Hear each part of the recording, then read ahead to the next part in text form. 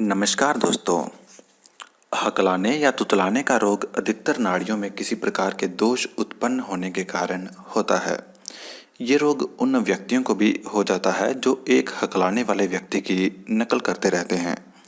हकलाने तथा तुतलाने के लक्षण: बोलते समय ठीक तरह से अक्षरों को ना बोल पाना तथा रुक रुक कर बोलना तुतलाने या हकलाने का रोग कहलाता है। कुछ रोगियों में तो हकलाहट जरा सी होती है जो धीरे धीरे अपने आप ठीक हो जाती है, लेकिन कुछ मामलों में ये रोग पुराना हो जाता है तो रोगी को बोलने में बहुत परेशानी होती है। हकलाना तथा तुतलाने का कारण: जब किसी व्यक्ति की पेशियों तथा स्नायुओं का नियंत्रण दोषपूर्ण हो जाता है तो वह व्यक्ति बोलते समय शब्दों का उच्चारण ठीक से नहीं कर पाता और वह रुक रुक कर बोलने लगता है।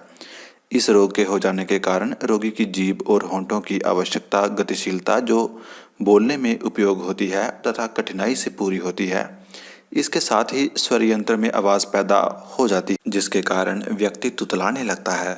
हकलाने के रोग में व्यक्ति को हर शब्द में तो कुछ नहीं पर कुछ शब्दों को बोलने में परेशानी होती है।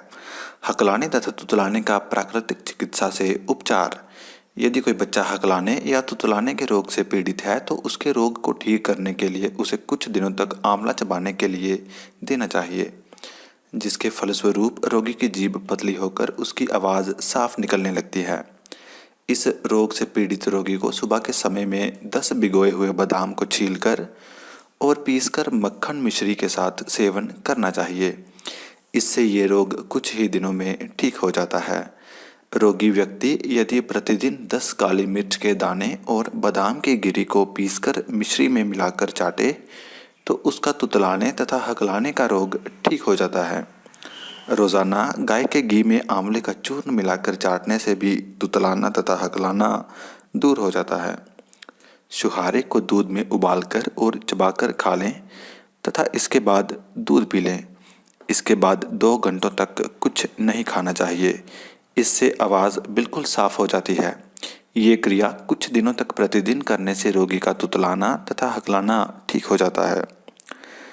तुतलाने तथा हकलाने का प्राकृतिक चिकित्सा से उपचार करने के लिए रोगी व्यक्ति को कुछ दिनों तक फलों का रस जैसे गाजर, सेब, चुकंदर, अनानास और संतरा पीकर उपवास रखना चाहिए। इसके बाद कुछ दिनों तक रोगी को फल, सब्जी, अंकुरित दाल का सेवन करना चाहिए। इससे रोगी को बहुत लाभ मिलता है। इस रोग से पीड़ित रोगी को भोजन में काफ़ी चाय, मैदा, रिफाइंड, चीनी, डिब्बाबंद खाद्य पदार्थों का सेवन नहीं करना चाहिए। सोयाबीन को दूध में डालकर उसमें शहद मिलाकर प्रतिदिन सेवन करने से स्नायु की सूजन ठीक हो जाती है, जिससे हकलाने तथा तुतलाने का रोग बिल्कुल ठीक हो जाता है। पानी में नमक डालकर प्रतिदिन स्नान करने से रोगी का तुतलाना तथा हकलाने का रोग दूर हो जाता है। इस रोग से पीड़ित रोगी को सुबह के समय में प्रतिदिन नियमित रूप से कोई हल्का व्यायाम करना चाहिए, जिससे स्नायु को शक्ति मिल सके और वह सही तरीके से अपना कार्य कर सके। इस रोग से पीड़ित रोगी को सुबह तथा शाम के समय में खुली हवा में टहलने से बहुत अधिक लाभ मिलता है। इस रोग से पीड़ित रोगी को गहरी नींद लेनी चाहिए तथा कम से कम 7-8 घंटे तक सोना चाहिए। इस रोग से पीड़ित रोगी को प्राकृतिक चिकित्सा से उपचार कराते समय अपनी सभी मानसिक परेशानियों, भय, चिंता आदि को दूर कर देना चाहिए। यदि रोगी व्यक्ति किसी कार्य को करते समय जल्दी थक जाता हो तो वह कार्य नहीं करना चाहिए। प्रतिदिन शुष्क घर्षण आसन करने तथा इसके बाद साधारण स्नान करने से हकलाने तथा तुतलाने का रोग जल्दी ही ठीक हो जाता है। इस रोग से पीड़ित रोगी को झगड़ा, झंझट, वैवाहिक जीवन की असंगति, पारिवारिक क्लेश, आर्थिक कठिनाइयाँ, प्रेम संबंधी निराशा, यौन संबंधी कुसंयोजन तथा क्रोध, भय आदि मानसिक कारणों से दूर रहना चाहिए, क्योंकि इन सभी कारणों से रोग की अवस्था और भी गंभीर हो सकती है। शहद में काली मिर्च मिलाकर प्रतिदिन चाटने से हकलाना तथा तुतलाना ठीक हो जाता है। रात को सोते समय भुनी हुई फिटकरी को मुंह में रखकर सो जाएं और सुबह के समय में उठकर कुल्ला कर लें। इस क्रिया को लगभग 1 महीने तक करने से हकलाने तथा तुतलाने का रोग ठीक हो जाता है। इस तरह से पीड़ित रोगी को खाना खाने के बाद अपने मुंह में छोटी इलायची तथा लौंग रखने चाहिए तथा जीभ को प्रतिदिन साफ करना चाहिए। यदि कब्ज की शिकायत हो तो उसे दूर करना चाहिए। हकलाने और तुतलाने के रोग से पीड़ित रोगी को मन से भय की भावना बिल्कुल निकाल देनी चाहिए तथा मन को सबल बनाना चाहिए। इस रोग से पीड़ित रोगी को रात के समय में शंख में पानी भरकर फिर सुबह के समय में उठकर उस पानी से को प्रतिदिन पीने से ये रोग ठीक हो जाता है।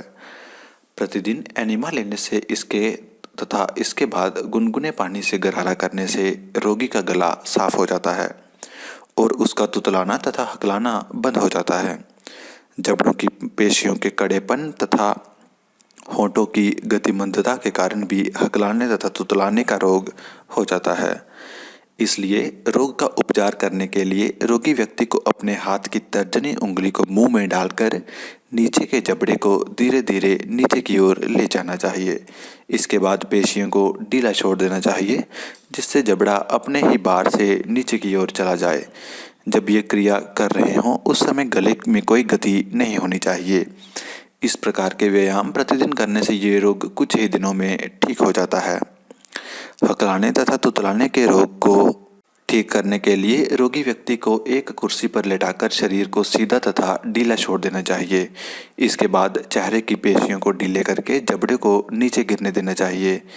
इस अवस्था में रोगी को अपनी जीभ मुंह की तली से सटाकर रखनी चाहिए। इस व्यायाम को प्रतिदिन करने से ये रोग कुछ ही दिनों में ठीक हो जाता है। रोगी व्यक्ति को अपने मुंह की पेशियों को ठीक करने के लिए प्रतिदिन शीशे के सामने 15 मिनट तक खड़े होकर और बैठकर जोर जोर से कुछ पढ़ना चाहिए और समय गहरी सांस लेनी चाहिए।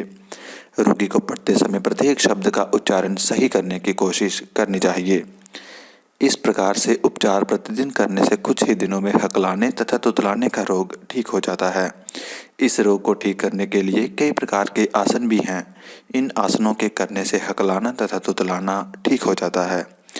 ये आसन इस प्रकार हैं: उष्टासन, हलासन, मंडूकासन, मत्स्य आसन, सुप्त वज्रासन, जानु शीर्षासन, सिंहासन, धनुरासन तथा खेचरी मुद्रा आदि।